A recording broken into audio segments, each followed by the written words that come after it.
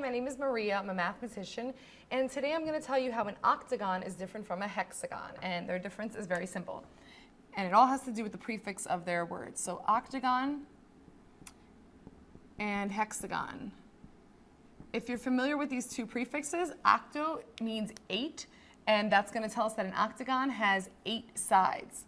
And hex is the prefix for 6. So a hexagon has 6 sides. So 1, 2, 3, 4, 5, 6, 7, 8 is what an octagon is usually going to look like.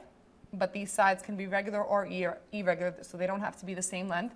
And a hexagon is going to be made up of 1, 2, 3, 4, 5, 6 sides. So octagon has 8 sides, hexagon has 6 sides, and if you forget that, you can kind of remember at least by the octagon prefix, because you can think of an octopus with 8 legs. That's probably the easiest way to think of it. My name is Maria, and I just told you what the difference is between an octagon and a hexagon.